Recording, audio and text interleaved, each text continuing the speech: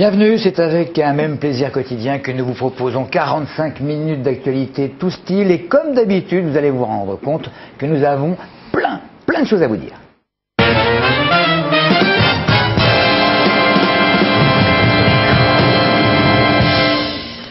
Et la fine équipe du jour, je vous la présente, je devrais commencer, vous comprendrez pourquoi après par les femmes, mais enfin ça va rien. Je vais commencer par Giuseppe Baggio. Bonjour Patrick. Comment ça va Giuseppe? Très bien. Très bien. J'ai décidé de vous parler d'une danse magnifique. Vous savez, je m'intéresse à la danse, au théâtre, toutes les formes rythmiques. Est-ce que c'est une danse que je connais? Oui, je crois que vous connaissez déjà. La danse des canards, je crois. Ça c'est votre, c'est votre danse préférée. Mais c'est votre danse. La Zumba. Je ne connais pas la Zumba, La moi Zumba. c'est ce truc. La Zumba. Zumba. La Zumba. Sur des rythmes latinos. Bon, on verra ça tout à l'heure. Lionel Roudot qui lui... C'est la musique du générique de Derrick en fait, ça. Vous connaissez, non? Ça danse à la Zumba. Ça marche très bien. Mais qui c'est? Sur les plages l'été, c'est formidable. Mais Lionel, vous, garçon sérieux, vous avez bu aujourd'hui ou quoi? Non, pas Surtout, vous allez nous parler de quelque chose de sérieux. Absolument, je vais Oui. vous parler de thérapie génique, puisqu'on va en parler énormément, évidemment, ce week-end avec le Téléthon, qui aura lieu ce week-end, je vous le rappelle. Ah oui, ça on le Il y sait. a un rapport avec le Téléthon. Il y a un rapport avec le Téléthon, très Oui, bien. la Zumba, oui. Amélie, à côté de Zumba Boy. Moi, je vous parle de fleurs aujourd'hui. Je vous présente un atelier près de Chanqueuil, une femme qui crée des compositions. C'est très très joli. Ah bah, je m'en doute. Sinon, vous n'en parleriez. Exactement. C'est quel toum? Bonsoir Patrice. Bonsoir. Alors je ne sais pas, je dirai rien, je ne parlerai de rien. Toute la semaine j'ai Bon, essayé de parler elle est vexée. d'un film Non, faut quand même expliquer J'ai pas- qu'elle a essayé de nous parler d'un film coup de cœur depuis 3-4 jours. que j'ai vu il y a 3-4 mois. C'est vrai. Enfin, c'est vraiment un film coup de cœur. Oui. D'accord. Ouais. C'est l'histoire d'un jazzman? Oui, on peut dire ça comme Bah, ça. je C'est crois une que- histoire d'amour. Je crois que c'est un coup de cœur aussi à moi. Martine Guégan, oh bonjour Martine, ça va? Bah oui, bien sûr, ça va très bien.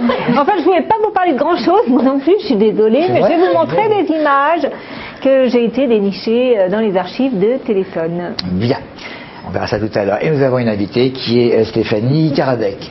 Bonsoir Stéphanie. Tout va bien? Ça va, jusqu'ici, tout va Bon, bien. ça va jusqu'ici, sauf que il y a quelques heures, vous étiez en train de faire naître quelque chose qui vous intéresse particulièrement, puisque c'est l'antenne 91 de Oser le féminisme. Voilà, qui est donc une association qui a été créée nationalement en juin 2009, à l'occasion de la coupe des subventions au planning familial, donc qui permet de l'information sur le droit à l'avortement, à la sexualité, à la contraception.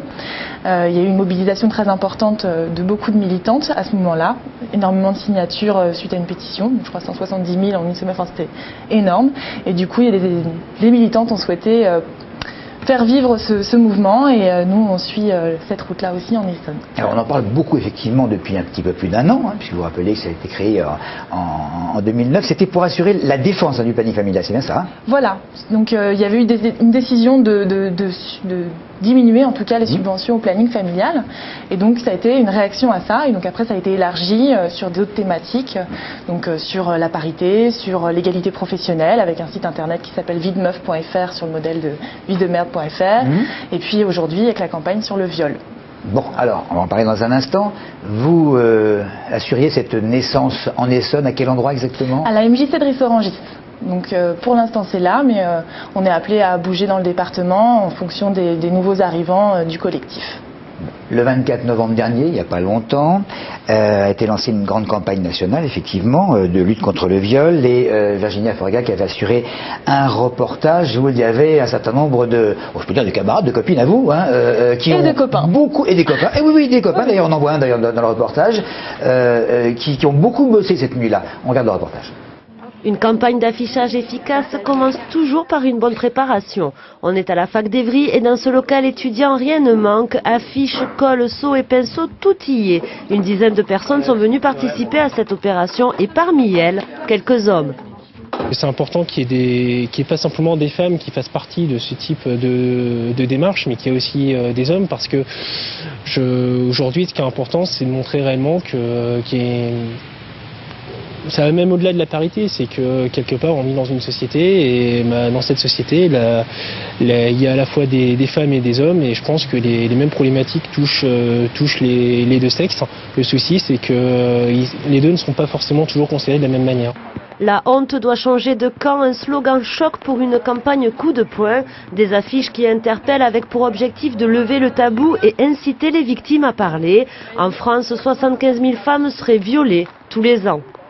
C'est ça aussi qu'on veut faire passer, c'est que ça peut arriver à n'importe qui, que dans 8 cas sur 10, la femme connaît en fait le violeur. Donc ça, c'est des choses qu'on ne sait pas forcément, mais c'est pas seulement dans la rue un psychopathe qui passerait par là.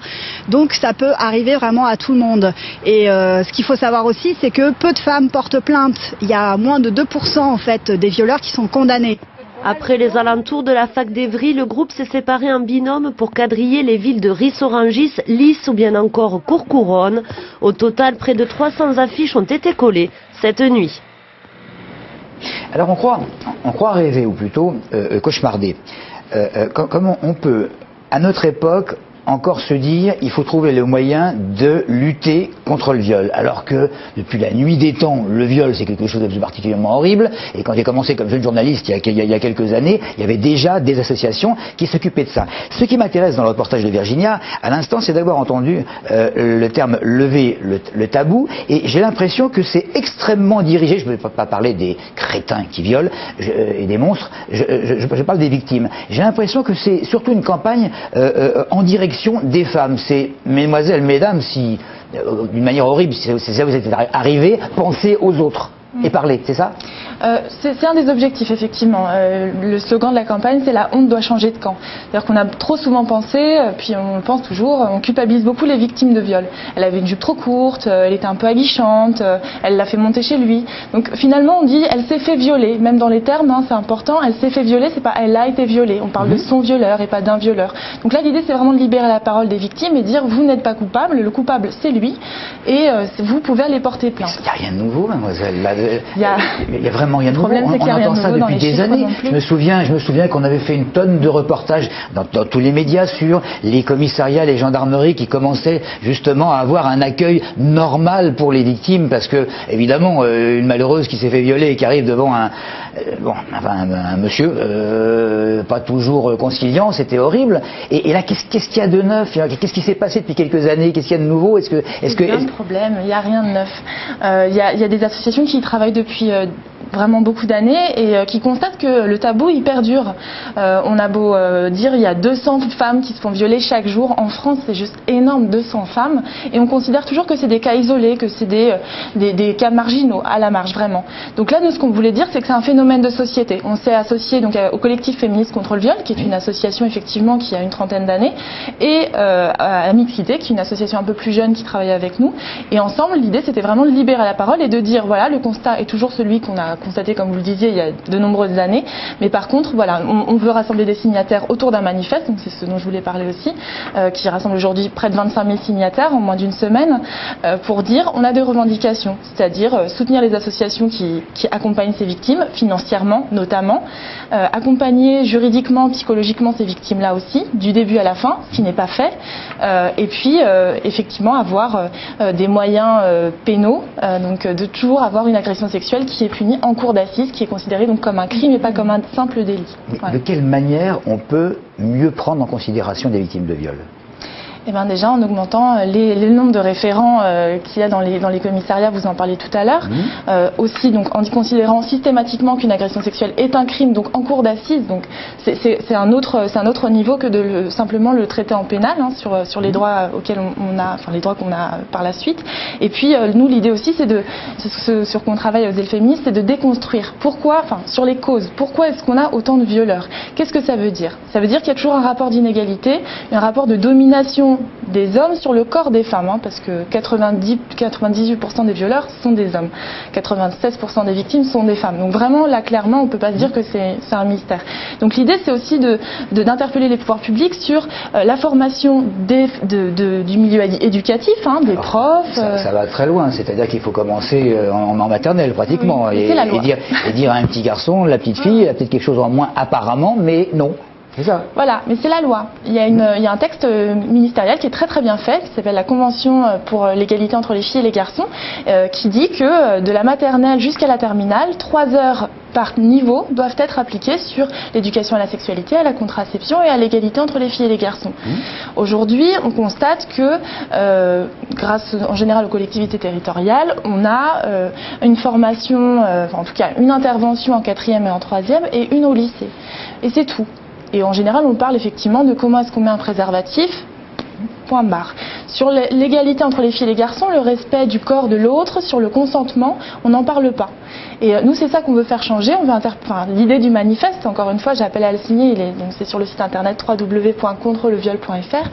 Plus on aura de signataires, plus on aura de pouvoir face aux décideurs pour faire changer ces choses-là. Bon, faire appliquer la loi. Les décideurs, il y a des élus. Je suppose que tous les élus de la Terre, enfin, c'est la France qui nous intéresse particulièrement, sont avec vous. Personne ne peut être contre. Est-ce qu'il y a des hommes réticents dans ce genre de choses? Non, je pense qu'on ne peut pas être contre. On ne peut pas dire que ce soit une campagne qui soit polémique au sens où on ne peut pas aujourd'hui affirmer, dire je suis pour le viol. Enfin, nous d'ailleurs, on ne parle même pas de débat quand on fait on échange autour de cette question-là. Par contre, on n'en fait pas un enjeu de société. Donc on va mettre ça dans la case des faits divers. Et anecdotiquement, pouvoir raconter des détails un peu croustillants sur ce qu'elle a subi, etc., pour faire monter un peu l'audimat dans certaines presses. En l'occurrence, nous, ce qu'on veut, c'est que ce soit vraiment vu comme un phénomène de société qui est lié aux inégalités entre les femmes et les hommes, qui n'est pas quelque chose qui est à la marge. C'est vraiment la caractéristique extrême de la domination entre les femmes et les hommes. Le viol, c'est vraiment ce qu'il y a d'extrême en la matière. Bon, on ne va pas rentrer dans les détails parce que l'émission ne s'y prête pas, mais enfin je suppose que vous avez quand même des juristes avec vous et donc ils sont à même d'essayer de changer la loi via un certain nombre d'élus. Mais il y a des gens, et vous le savez bien, beaucoup mieux que moi, qui ne considèrent pas que le fait de pratiquer un attouchement puisse être un viol. Alors dans la loi, ça l'est pas. Mais ça encore, nous on dit il y a 75 000 viols chaque année, il y a 198 000 agressions sexuelles, parmi lesquelles des viols. Donc bon. Mais après, c'est ce qu'on dit, les agressions sexuelles, est-ce qu'elles ne doivent pas être jugées en cour d'assises, comme les viols, ce qui est vraiment acté comme un viol. Voilà, donc si je me souviens bien d'un ancien reportage que j'avais fait, il y avait une femme policier qui demandait à une victime, qui parlait, mademoiselle, je vous ai posé 3 fois la question, est-ce qu'il y a eu pénétration ou pas? Or, on parlait de mains, de doigts, hein, et donc elle a considéré dans son rapport que ce n'était pas un viol parce qu'il n'y avait pas eu, ça a été juste avant, il n'y avait pas eu pénétration. Donc c'est ça que vous voulez essayer de changer. D'où l'importance aussi de la formation des policiers, mais on ne parle pas que des policiers, hein, c'est vraiment dans ce domaine, dans le social, dans l'éducatif, pour changer ce regard-là et pour faire en sorte que les victimes soient mieux accompagnées et mieux comprises aussi dans ce qu'on peut ressentir quand il n'y a pas eu pénétration, mais qu'il y a eu attouchement grave. Bon, on reparlera du manifeste et de la pétition dans quelques minutes. On va regarder les grandes lignes du journal.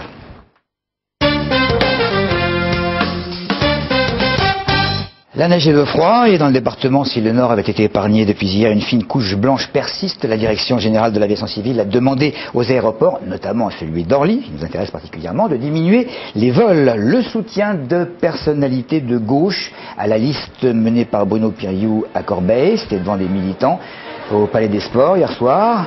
Et côté Jean-Pierre Bechter, le blog de ce dernier propose des enregistrements donnés à la presse semblant compromettants pour son adversaire, candidat à la mairie de la ville.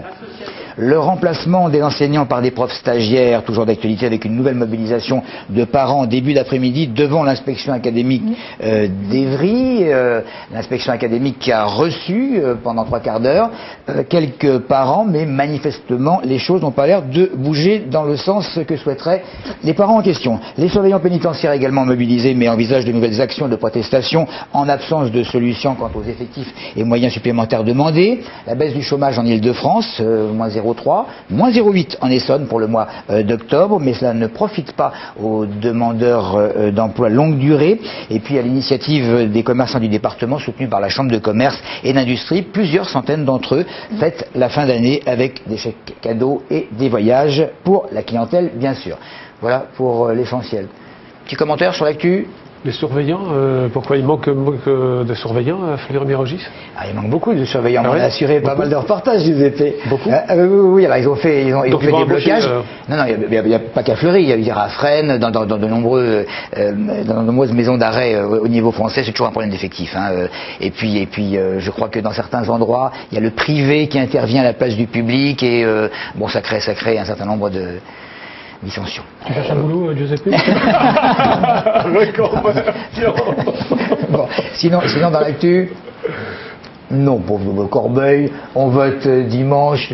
Non, on est là en observateur. Vous êtes là, quand même. On a l'impression de déjà vu en fait, donc je sais pas, on a l'impression d'avoir vécu cette chose-là encore plusieurs fois. Mais oui, d'ailleurs, vous savez que les cadeaux de fin d'année on voit ça tous les ans aussi, et c'est normal à l'actualité, toujours pareil. Bon, bah vous n'en voulez pas de mes infos, tant pis, je remets ça derrière. Alors, on va passer à l'actualité perçue par nos plus jeunes amis, ceux de Paul-Éluard, à Vigneux, et aujourd'hui c'est Sarah qui nous parle de carnet de notes.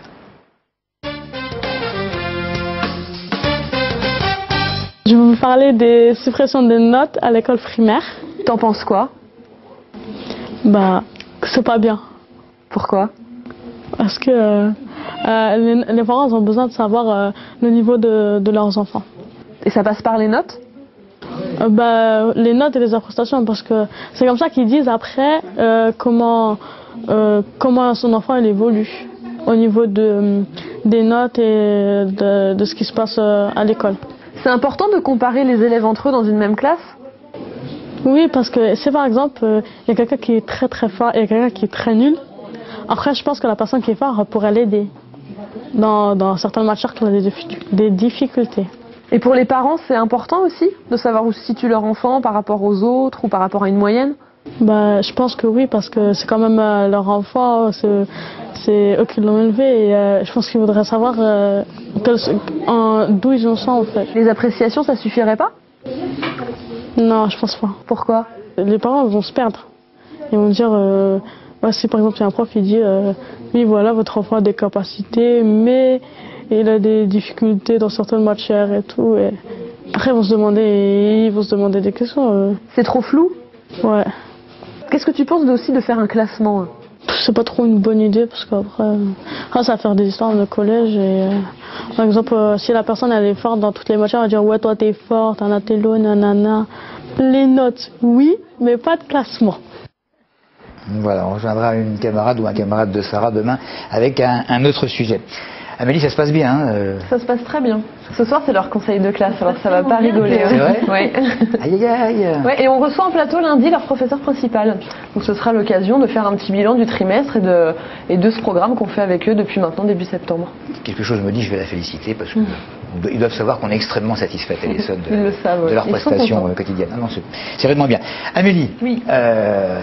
C'est des reportages, on va pas dire de guerre de temps en temps, mais enfin bon, avec prime de risque. Et là, c'était pas une prime de risque. Non, je suis allée à Chanqueuil, plus précisément au hameau de Louteville.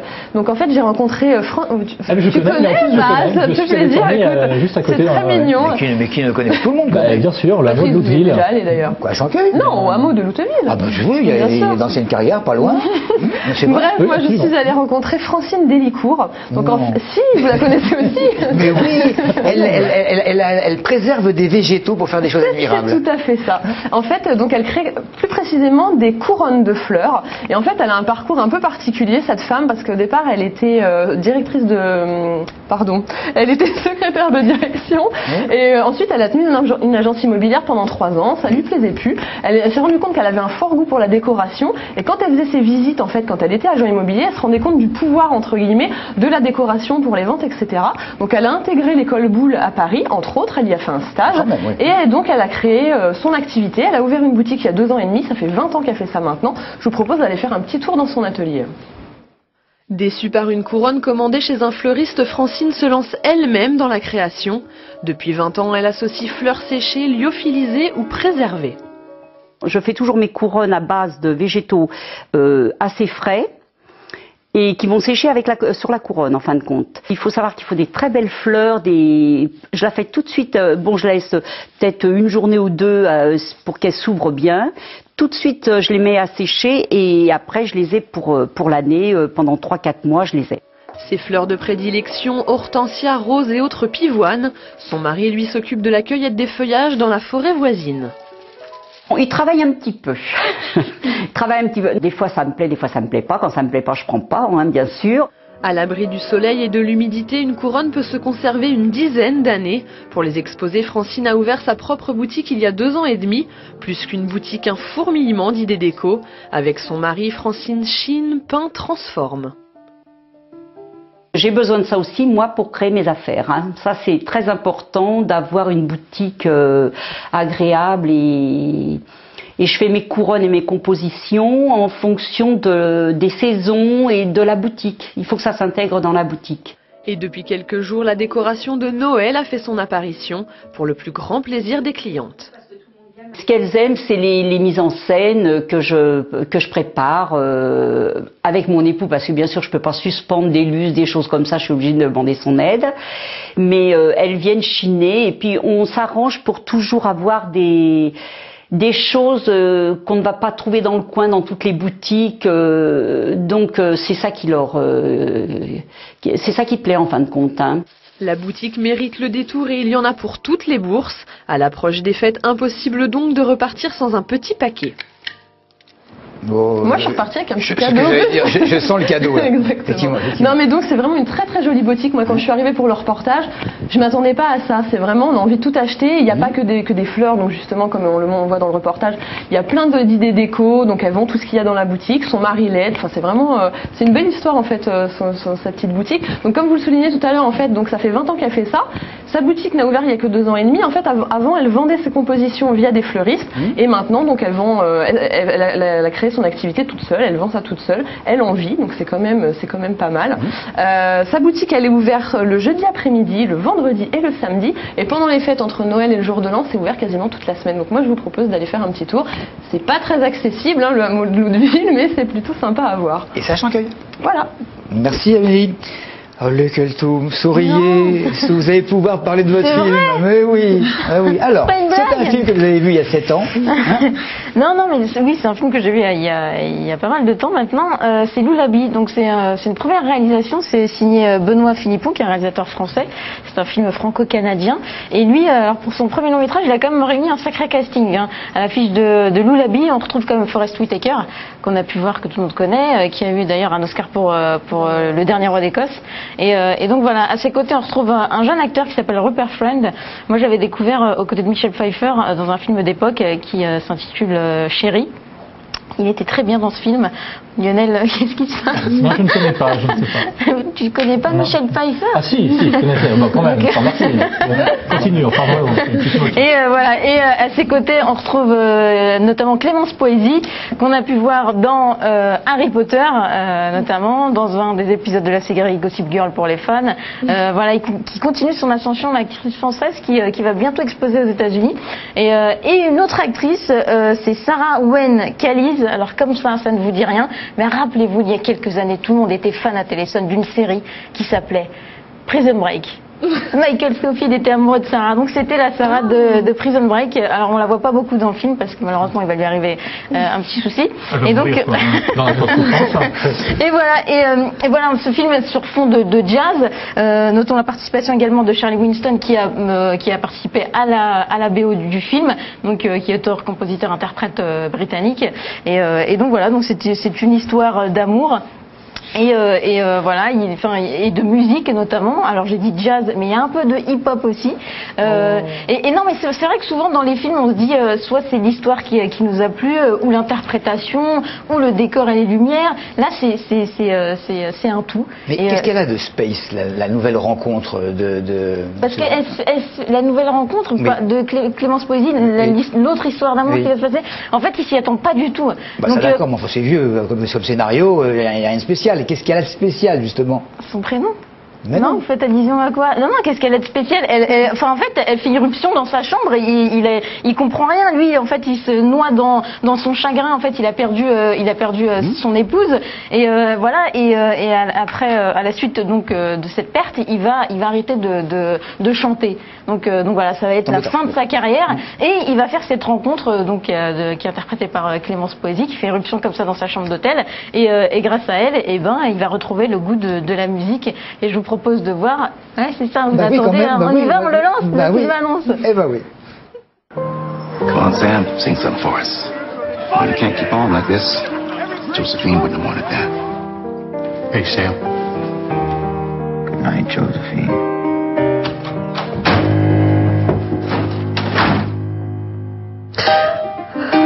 I'm Sam. I'm not sure I caught your name. Hi, like the number. Your name is 3.141 something? No, just 5. She had the key to my door, George. That would never get her own key to. What are you waiting for locked up in this room? He comes here to remember his wife. Right? I've been writing on these walls. And then I would paint them immediately. I don't know how you managed to stay behind that door and knock those lights off. No! I don't want you to talk. I'd just like to hear your voice. Just to know I'm not alone. Come out, Myra. Come on. I can't get him to forget her. See, you mean him? As much as he needs you. I know where she works if you want. Now you tell me. And make sure that you were ready. Now you're ready.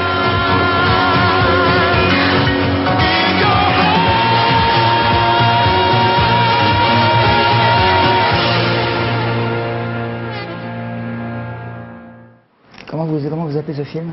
Loulabi. Le film Loulabi ou Loulabaï? Loulabaï, hein, ouais, on aurait dit. Loulabaï, ouais. Ben, je sais pas, écoutez l'attaché de presse que j'ai eu au téléphone à plusieurs reprises, m'a dit Loulabi, mais si vous voulez changer le nom du film, je vous laisse changer de Loulabaï. On va faire comme vous voulez. En tout cas, je crois que vous avez poussé à aller le voir. Il est magnifique, ce On va y film, aller. vraiment. On va y aller. Quelque chose de... Oh. C'est bien de commencer par une nuit comme ça, je ne sais pas. Oui, c'est pas du cinéma là. Ah non, mais ça pourrait se rapprocher quand même de certains scénarios de science-fiction d'il y a plusieurs dizaines d'années peut-être. Laissez-moi deviner. On recherche des choses et puis une fois qu'on les a trouvées, on produit. Voilà, exactement, tout à fait. Et vous avez certainement suivi tout cela dans l'actualité cette semaine, puisque je crois que Christophe Garnier était allé assurer un reportage, non? C'était ça mardi pour l'inauguration. L'inauguration de quoi? L'inauguration une nouvelle structure donc sur Évry. C'est le Généton Bioprod, donc qui est affilié évidemment au laboratoire du Généton. Donc ce sera en partie évidemment financé par l'association française contre les myopathies. Donc par les dons que tout le monde fera au Téléthon. Donc ce seront alors le Généton Bioprod, ce sera donc c'est toujours à Évry comme je vous l'ai dit, 5000 m² de nouveaux labos pour rechercher quoi? Pour rechercher toujours de la recherche sur la thérapie génique. Je ne sais pas si vous savez à quoi ça correspond, thérapie génique. En tous les cas, voilà, en fait c'est essayer de remplacer certains gènes, banques de gènes ou gènes défectueux par un nouveau gène qu'on appelle gène médicament. Et pour cela, il faut des vecteurs, c'est-à-dire un petit véhicule qui va aller jusqu'à l'intérieur de la cellule pour délivrer ce gène médicament. Et on a trouvé certains véhicules qu'on connaît tous, évidemment, puisque ce sont des virus. Et nous sommes tous sujets à ces virus. Et vous allez voir comment tout cela fonctionne. Voilà, un sujet d'avenir. Allons-y.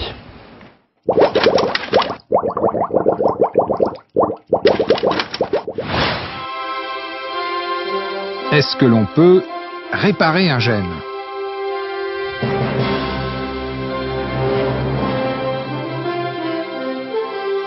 Lorsqu'un gène ne fournit pas les bonnes informations, comme une phrase bizarre et incompréhensible, il faudrait pour bien faire apporter la correction. Il fallait une idée de génie pour réussir une telle mission, apporter dans le corps d'un malade un gène qui fournit la bonne information. Cela devient aujourd'hui possible grâce à ce que l'on appelle les génothérapies. Géno, les gènes, thérapie qui veut dire soigner. Mais alors comment fait-on ? On a par exemple trouvé un formidable petit transporteur. Vous ne l'avez jamais vu et pourtant vous le connaissez bien. C'est un virus et il vient parfois nous rendre visite en nous apportant par exemple le rhume comme cadeau. Envoyé dans le corps d'un malade par une petite piqûre, notre virus est un excellent voyageur. Il connaît mieux que personne le chemin pour rentrer dans une cellule. On a retiré au virus son cadeau empoisonné qui nous rend enrhumés et on lui a confié à la place le gène qui va agir comme un médicament. Les chromosomes sont en vue, mais la route n'est pas terminée. Il faut aller encore plus loin, jusque dans l'ADN. Notre virus, devenu champion du transport de gènes, est arrivé à destination. Il peut délivrer son précieux chargement, son gène médicament. L'ADN du malade peut être réparé, le gène peut fonctionner maintenant normalement. Il faut maintenant découvrir pour chaque maladie génétique le gène qui ne fonctionne pas bien et le bon transporteur. En génothérapie, on n'a plus d'un tour dans son sac. On peut aussi remplacer des cellules qui ne fonctionnent pas comme il faut par des cellules qui sont corrigées avec de nouveaux gènes. On appelle cela la thérapie cellulaire, sans compter la piste de nouveaux médicaments. Nous allons continuer à lire le grand livre de la vie. Nous avons encore beaucoup de choses à apprendre et de malades à guérir.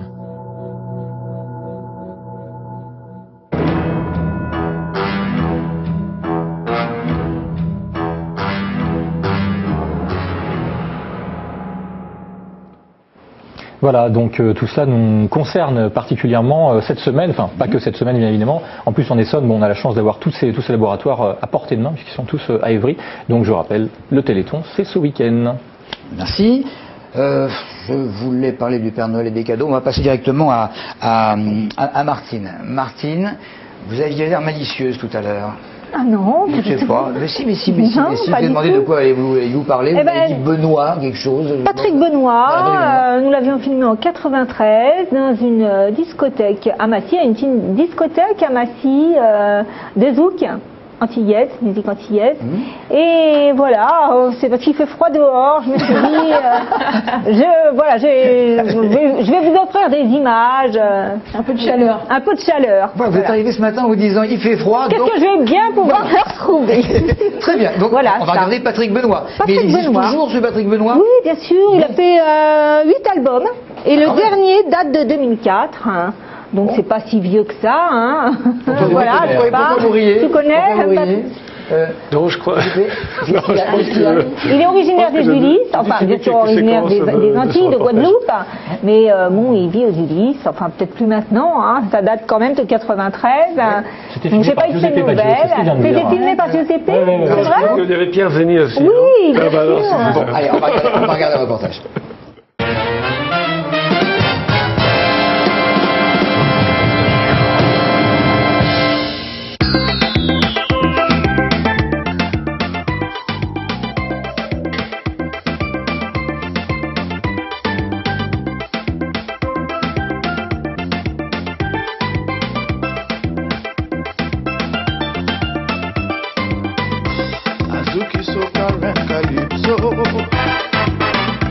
A Caribbean music to make you feel alive.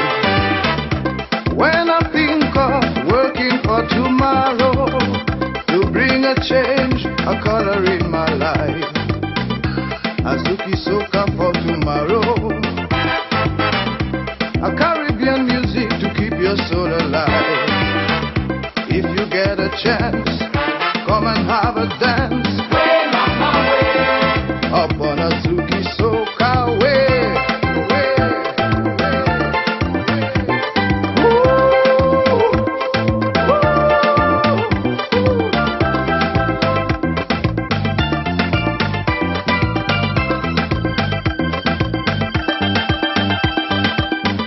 Up on vacation, up on a holiday, Azuki soca will make you find your way.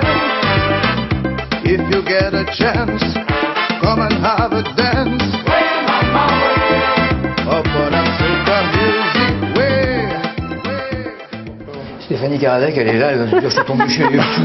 On parle de viol, puis d'un seul coup, il y a du zouk, il y a des médicaments, il y a des fleurs, il y a vraiment... Voilà, j'espère que ça vous a réchauffé les cœurs. Merci Martine, allez, on revient. Et une petite anecdote quand même, je ne sais pas si vous avez entendu, mais il chantait à moitié anglais. Surtout vous n'avez pas entendu, vous n'avez pas écouté. Non. C'est assez marrant, hein. C'était moitié anglais, moitié créole. C'est assez marrant. Allez, le budget du Père Noël, Martine, vous avez une fille ou? Oui. Oui, alors vous avez un budget Père Noël? Oui, j'en ai qu'une, donc je peux me permettre de dépenser un peu plus. Ça fait qu'un budget, mais je ne sais pas si c'est une bonne référence. Vous arrivez à situer à peu près le chiffre? 3 000 euros. Non, alors là, non, pas du tout. Moi, je suis assez radine, parce que je suis assez radine parce que je trouve que déjà ils ont beaucoup de choses. Et étant donné que j'ai qu'une fille. Entre les cadeaux des uns, l'argent des autres, voilà, ça fait vraiment des sommes énormes. Et je sais que chez moi, dans ma famille, quelquefois j'ai vu des pièces remplies de cadeaux et je trouve ça franchement excessif. Bon, vous avez quand même lui offert quelque chose. Ah, mais bien sûr, bien sûr, mais j'évite de faire. Je sais qu'il y a des parents qui vont mettre, qui vont pas lésiner, quoi, qui vont mettre 300 € pour un cadeau. Justement, Lionel. Il faudrait que Martine me donne ses recettes là pour faire la superstructure en boîte d'allumettes là que tu as fait là pour Noël. Lionel, un petit chiffre? Non, il n'y a pas de budget. C'est vraiment totale liberté en fonction de ce qu'on a envie. L'enfant. Non, mais par contre, jouets, construction des rôles féminins, masculins, si on peut éviter de faire à repasser pour les petites filles. C'est vrai. Bon, écoutez, il y a une étude quand même qui vient de rapporter qu'il se situerait ce budget Père Noël à 233 €. C'est Pas mal. Ça dépend. En moyenne. C'est énorme. En moyenne, soit 20 € de plus que l'an dernier. Ça me paraît effectivement beaucoup. Alors on a demandé à quelques personnes, quelques Essonniens ou Essonniennes dans la rue. 100 €, ça dépend du nombre d'enfants. 10 €, 500 €, ça dépend du nombre d'enfants. Vous prenez une famille dans le 16e, c'est pas tout à fait la même chose qu'une famille dans l'Essonne. Le budget du Père Noël, il doit être très très bas parce que Père Noël aussi subit la crise, je crois. Non Moins que l'année d'avant, vu la crise. Oh, il doit être réduit. Il doit diminuer. Je pense que c'est un peu comme tout le monde, il doit être à la baisse. On refaisait nos petits dessins crayonnés sur le bout d'un papier et puis faire des petites choses avec ses mains. Donc finalement le budget, après réflexion, il peut se baisser. Je pense qu'il a dû mettre quand même, il a dû prévoir et du coup il a fait beaucoup d'économies pour pouvoir passer partout. Oh, il sera un petit peu moins généreux cette année, hein. Il sera peut-être plus regardant. Il y a de plus en plus de pauvres, de plus en plus de riches, donc la magie de Noël, on n'y croit plus. On ne croit même plus au Père Noël. Pour compenser la crise, le budget du Père Noël va être délirant cette année. C'est magique Noël. Il n'y a jamais de crise. La magie de Noël, j'aimerais bien encore la voir. Allez, au revoir. Au revoir. C'est très partagé, hein. C'est très partagé. Il y a la crise d'un côté et puis il y a quand même la magie de Noël, effectivement, où tout le monde... On connaît tous des gens qui sont dans le besoin, bien entendu, et qui se serrent encore plus la ceinture pour faire un cadeau, peut-être au-dessus de leurs moyens, mais ils le font quand même. Ils essaient de le faire quand même. Ouais, effectivement. Bien sûr, bien sûr. C'est le Père Noël qui décide, point. Je ne vois pas que vous êtes en train de parler depuis tout à l'heure. Non, non, je sais que c'est pas un... Enfin, on peut lui suggérer. Ah oui, d'accord. C'est pour ça. Bon, Philippe Bello, qui est resté un grand enfant, lui, ça lui coûte pas grand-chose. Hein. Il marque une énigme sur un bout de papier, il offre ça à ses enfants qu'il n'a pas. C'est quoi l'énigme? Alors, voilà, pour trouver un lieu à Sainte-Geneviève. Poney, âne, chèvre et mouton font le bonheur des enfants dans le parc de mon château. C'est chez Lucille. Chez Lucille. C'est chez vous, Lucille, c'est vrai? Ah, venez me dire, alors dites-moi tout. Et j'ai une énigme à résoudre pour trouver un lieu dans Sainte-Geneviève. Je connais pas. Vous connaissez pas Sainte-Geneviève? Poney. Le parc Pierre. Poney, âne, chèvre, c'est quoi? Le parc Pierre. Alors c'est où ça? Le parc Pierre. Le parc Pierre? Ouais. Et il y a des poneys, des ânes et tout le tralala? Ouais, je crois. Ah bon? Parc Pierre. Tous les jours, c'est parfait. Impeccable. Bon, on va les visiter. Allez. Quel endroit merveilleux ce parc Pierre. C'est en 1871 que fut construit son château. Et c'est en 1973 que la commune a racheté le château et son parc pour en faire un havre de paix pour les familles. Depuis 1985, le centre de loisirs s'y est même installé pour le bonheur des petits et des grands. Les familles y viennent régulièrement faire découvrir les animaux aux enfants au cours de promenades sympathiques à 2 pas du centre-ville. Je suis génovéfaine de naissance et c'était super de venir là le week-end, voir des animaux, tout ça. Alors vous avez continué à... Voilà, donc là c'est mon neveu, c'est pas mon fils, c'est mon neveu, mais je veux qu'il découvre ça, parce que même en grandissant, moi je suis partie des années, je suis revenue et puis ça s'est toujours resté dans mon cœur, quoi. C'est un endroit agréable, voilà. Ça te plaît toi le parc? C'est beau? Hein? Qu'est-ce qui te plaît au parc? Hein? Dis-moi. Ah, tu vas aller dans l'eau? Non, on va pas dans l'eau tomber. Ah, bon.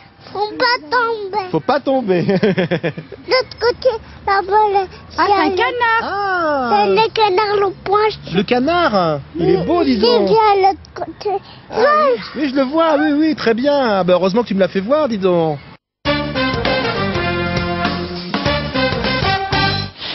Allez, Stéphanie Karadec, oser le féminisme. La question que je me posais tout à l'heure lorsqu'on vous a reçu en début d'émission, c'est est-ce que la notion de féminisme a changé en France ces dernières années? Alors je sais pas pour la France, je crois pas. Nous on s'inscrit en tout cas vraiment dans les combats qui ont été menés dans les années 70. D'ailleurs en général dans les réunions il y a toujours des militantes des années 70 qui sont là avec nous. Ça veut dire des militantes un petit peu agressives? Bah non, parce que dans les années 70, il y avait vraiment des militantes assez agressives. Ah c'est oui, pour ça que je vous pose la question. Là, ça me semble pas une idée reçue qu'on a. C'est une idée reçue, oui, bien sûr. Non, bien sûr. Non, qu'est-ce que c'est être féministe? Qu'est-ce que c'est être féministe? Je pense qu'être féministe, c'est promouvoir un changement social. C'est changer les rapports qu'on a entre hommes et femmes et que chacun puisse décider à la fois pour soi, dans sa vie, donc dans son orientation professionnelle, dans son métier, etc. Et puis pour la société, donc avoir le temps et les moyens de s'engager ou dans sa vie sociale, etc. Ce qui est aujourd'hui pas le cas. Ben, on parle de parité, il y a même des femmes qui commencent à dire faut arrêter là, il faut arrêter, ça va trop loin, on peut pas mettre sur un papier, voyons, il y a 8 personnes qui sont là, donc on fait 4 hommes et 4 femmes, quel que soit on a l'impression, et certaines femmes le disent, que ça dessert la cause des femmes. Oui, mais en fait, nous on fait pas la différence entre femmes et hommes. On grandit tous dans la même société qui nous impose des rôles, et donc femmes et hommes reproduisent ça de la même façon. Il n'y a pas de problème là-dessus. Par contre, non, on peut pas se contenter de ça. Quand on a 81% des parlementaires qui sont des hommes, quand on a 25% d'écart de salaire, quand on a 80% des travailleurs pauvres qui sont des femmes, c'est pas juste une coïncidence. Et je pense que c'est un combat qui mérite d'être mené parce que c'est juste une injustice incroyable. Moi aussi, je suis à chaque fois hallucinée quand je découvre ces chiffres-là, parce que voilà, je suis aussi de cette génération. Tous les jours, vous rencontrez des gens, vous regardez les gens en disant tiens, là, c'est un boucher, pourquoi c'est lui qui tient le couteau et c'est pas sa femme qui est à la caisse? C'est le problème, c'est la déformation après, la déformation associative qui fait qu'on voit tout partout, tout à l'heure, le zouk, tout ça, on analyse tout, il n'y a pas de souci.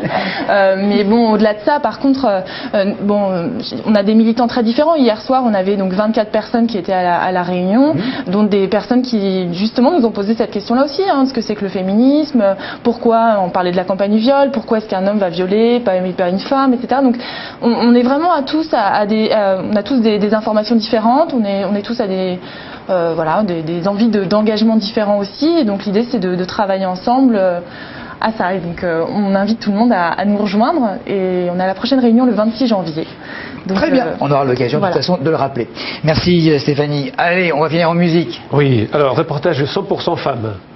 Non. Oui, la Zumba, en fait, c'est une danse. C'est un reportage que j'ai réalisé donc à Alice, dans une salle de sport, parce que c'est, en fait, la Zumba, c'est la nouvelle danse qui est très à la mode actuellement.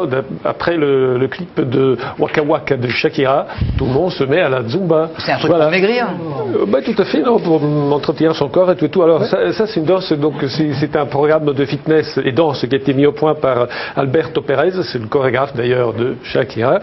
Donc c'est un mélange de fitness, de mouvements de gymnastique sur des rythmes latinos. Alors vous avez de la salsa, merengue et samba. Alors un extrait, on regarde un extrait que j'ai filmé donc à Alice, et c'est Ingrid qui pilote cet atelier de danse Zumba. On regarde tout de suite sur Lorca.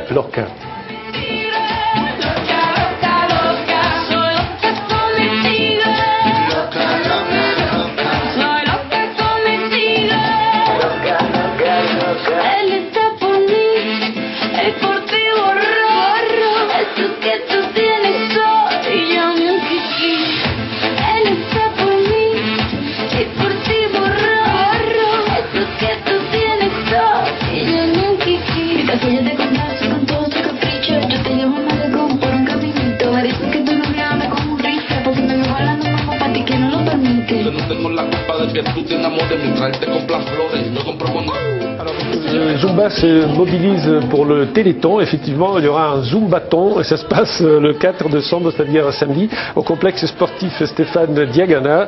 Ce sera un challenge des battles aussi de danse Zumba, animé par Ingrid, qui est une animatrice officielle de Zumba. Et ben, je vais en profiter en laissant la Pourquoi musique. il n'y a que des femmes là Pourquoi il y a des femmes parce que les hommes préfèrent faire des trucs en machine et tout. Enfin bref, ils aiment, mais c'est très beau, ça se fait. C'est magnifique. Juste, on ira une. Allez-y. Juste, il reste quelques secondes. Je vois simplement que Stéphanie, vous répétiez le moyen de signer votre pétition. Oui, donc il faut aller sur le site internet www.contreleviol.fr, et chacun peut faire tourner via Facebook, notamment les réseaux sociaux, le manifeste. Donc voilà. Donc osez féminisme, le viol, la honte doit changer de camp. Merci beaucoup. Et c'est bien vrai. Merci de nous avoir suivis. Merci à vous d'avoir été aussi rythmés aujourd'hui, parce qu'on a eu pas mal de musique. Merci Stéphanie Garadec. Et puis je pense que vous allez avoir énormément de gens qui vont signer votre pétition, parce que vous le méritez. À demain.